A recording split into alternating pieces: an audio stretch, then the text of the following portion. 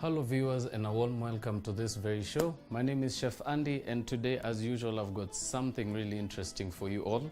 We're going to be working with some goat ribs today. For those of you who may not be a big fan of this dish, you may actually change your perception once you see how easy it is to actually combine the beautiful flavors we have for you today. But before we get to that process, I'm going to begin by introducing what we'll be working with today to give you a better understanding of what to expect. So from the very front, I've got some curry powder, about a tablespoon. I've also got one stock cube. I've also got some curry powder. For this, you're also going to be using some fresh thyme, about a tablespoon of some unsalted butter, and one medium-sized red onion. You're also going to require 2 red chilies, about 5 cloves of garlic, 1 unpeeled and washed potato. You're also going to be using some fresh coriander and some fresh parsley, some salt which you'll be using to season, about 2 medium-sized tomatoes. You're also going to require about 300 grams of some cut up goat ribs, some peppercorns to crush, some oil to cook with, and last but not least, some water to aid you in cooking.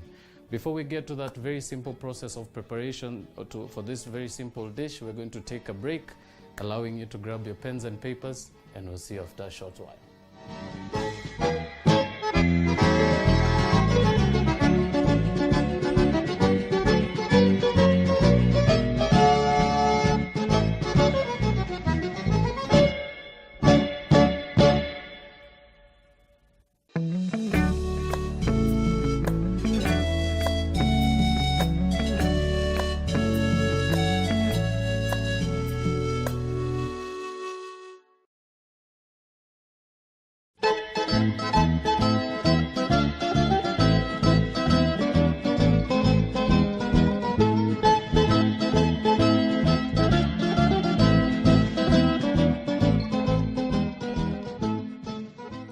Welcome back, ladies and gentlemen. If you're just catching up, you're about to see a very simple technique of making a dried goat,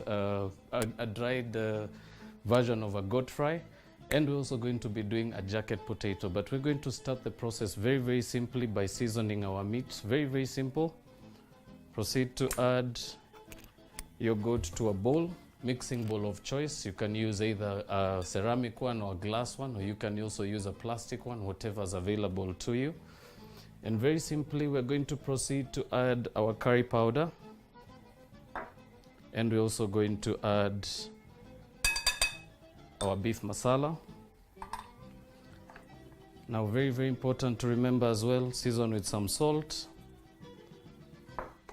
and crush in some black peppercorns. Now one particular thing I like about making your dry fry goat this way is one particular advantage is you actually get a nice beautiful aroma by seasoning your meat first and allowing it to sit at room temperature for anywhere between an hour or even in the refrigerator overnight. And it always also allows for your meat to relax really nicely, being that you've seasoned the meat, and the salt also allows for it to really just let out all those juices, and it will also actually aid in frying, gives it a nice beautiful aroma and color and a nice beautiful finish towards the very end. Right, so once your meat is totally mixed, we're going to proceed to allow that to sit just behind us. So you can allow that to sit just anywhere in your room. And now very simply, we're going to proceed to make our jacket potato. So very simple technique of doing your jacket potato. Proceed beginning by cutting a small slit almost a 1/4 inch inwards and turn it sideways. Proceed to do the same. Turn your potato once and proceed to cut right through once more. Turn again and slice right over the top. And now for this process, you are going to require some aluminum foil. Remember, this will be going into a hot oven. So we're just going to proceed to start by reheating our oven very quickly. And just very easily grab a sheet of aluminum. Remember, this is what you're going to be using to wrap your potato. But before we get to that part, very important for me to also mention that you will actually also season your potato at this stage. So it's a very, very simple technique. You're going to proceed to grab a pan. And in that pan, we'll proceed to heat it very, very quickly. And we'll proceed to add in our knob of butter. Give that a few seconds to melt down. And proceed to season it as well with some salt. Remember, if you're going to be using salted butter for this recipe, you may want to cut down on the salt. Now next up, we're going to proceed to grab about 2 cloves of garlic. And I'll just proceed to just roughly chop those with a sharp knife. We're also going to proceed to grab some of our coriander. And just by rolling it over your board, just like you do for lime leaves, proceed to shred those very, very quickly. Making sure not to incorporate any of the stalks. And proceed to add that to your pan. And remember, for your butter, you should actually be just melting this down, so you can also alternatively use a microwave as opposed to using your gas burner. And now we're going to proceed also to add a bit of our fresh thyme. So this is a particularly very, very good ingredient, especially when you baking anything. So it works very, very well with meat. It works also very, very good with any particular dishes you may be throwing into your oven. So I'm just going to finish just removing those very micro leaves from the stalks, and we can proceed to discard those. And very simply, as soon as the butter is melted completely, allow for your garlic and your butter to just infuse for a very, very short while. And you can proceed to turn the heat off completely and proceed to add your potato to your pan. Now this you should be doing off the heat. Remember, all you're looking for is a nice, beautiful coating around your potato. So you can also just proceed to scoop all your ingredients with the melted butter and proceed to toss your potato around.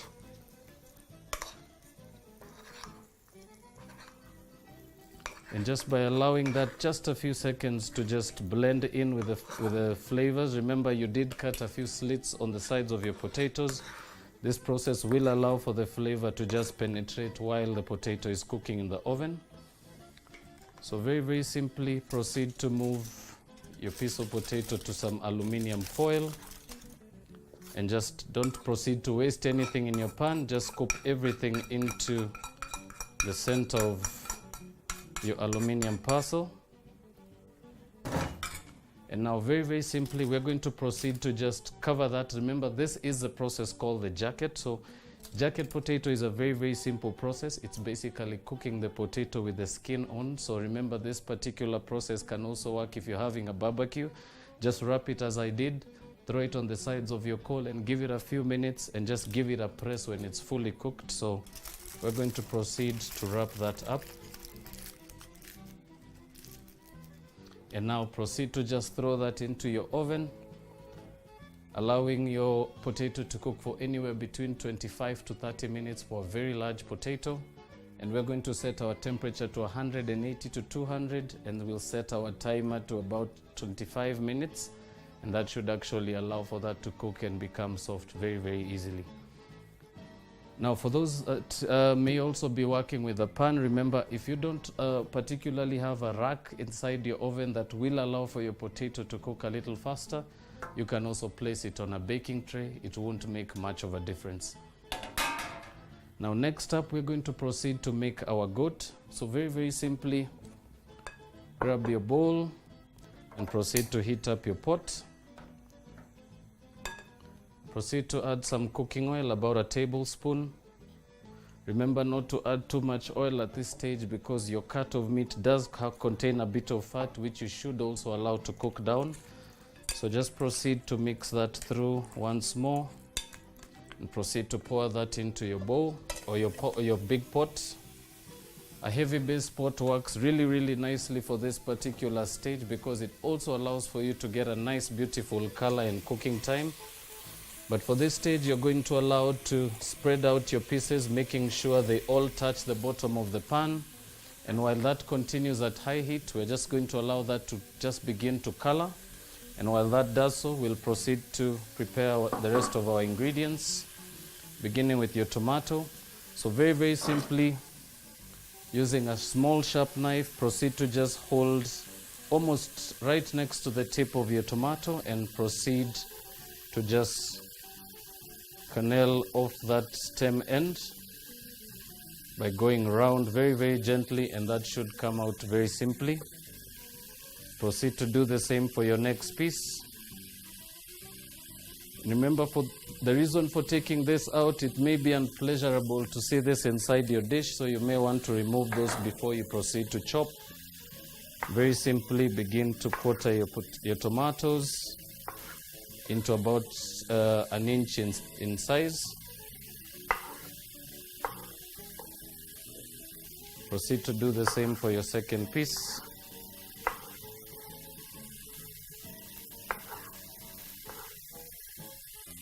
And you can now allow that to sit on the side very briefly while you proceed to chop up your onion. So for this, I'm just going to cut it once right through the middle, turn it to the side, and proceed to slice off some half moon shapes.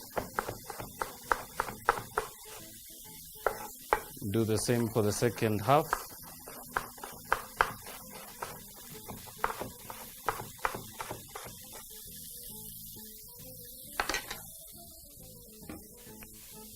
Now just proceed to move those into a bowl.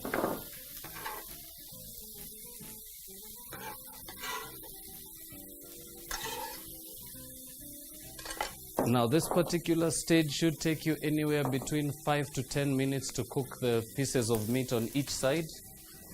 But just to aid us in turning those over, I'm going to be using a pair of tongs.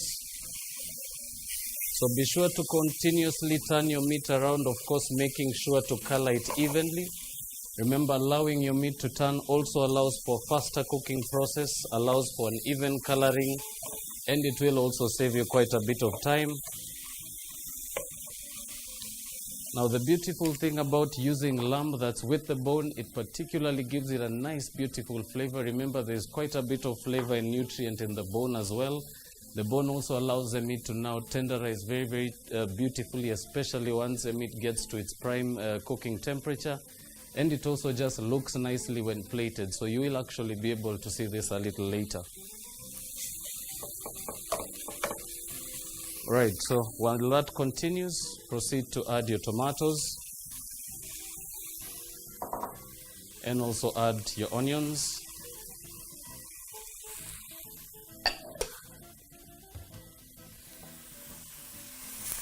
And begin by mixing everything in your pot together.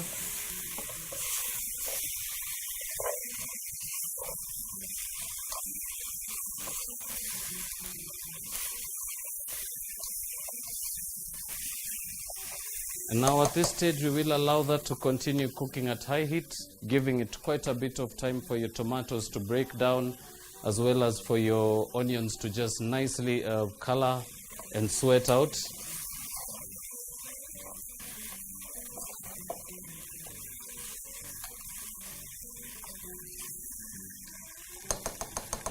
And now for this stage, you can actually allow that to continue cooking. As I said, it will take a bit of time for your tomatoes to break down, allowing your meat to also really just continue to color and cook through. But before we continue to the last and final process, where I'll show you what this looks like once it's cooked for a few minutes, and allowing us a bit of time to also finish our jacket potato, we're going to slide into a very short break, but we do remind you to not touch that dial. We'll be back in a very short bit. See you in a little while.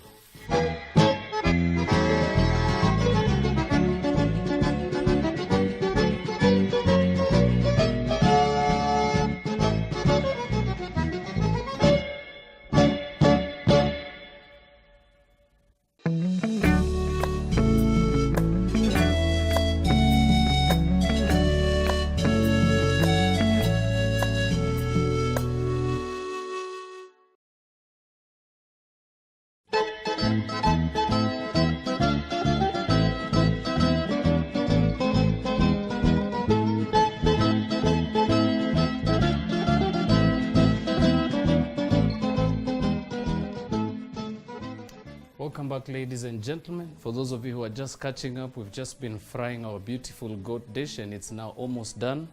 But very, very importantly, a nice beautiful spring of some parsley and some fresh coriander always brings out the beautiful flavors of some lamb or some goat. So I'm just going to proceed to just roll those on the surface of my board very simply and proceed to just shred very, very gently.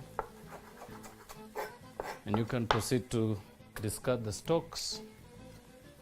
And now proceed to add that to your mixture.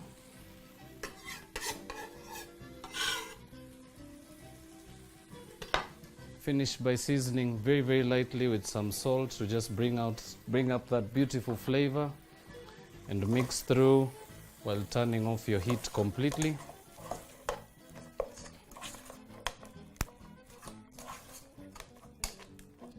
Right, so our goat is now done.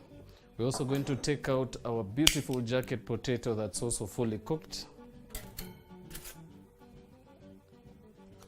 And now for this, you can actually just transfer it straight to your plate. But very important to mention, especially to young kids, the foil or the aluminium is not edible. So proceed to open your jacket potato very gently over the top, allowing for some steam to escape.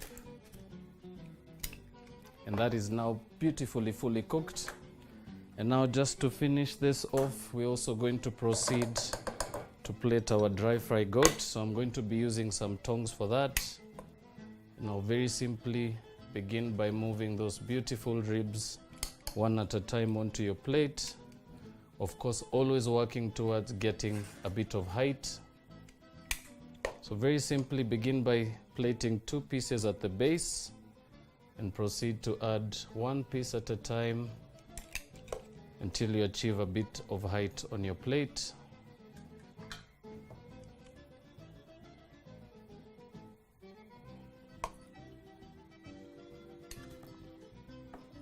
Can proceed to just finish that off very simply by slicing a piece of chili.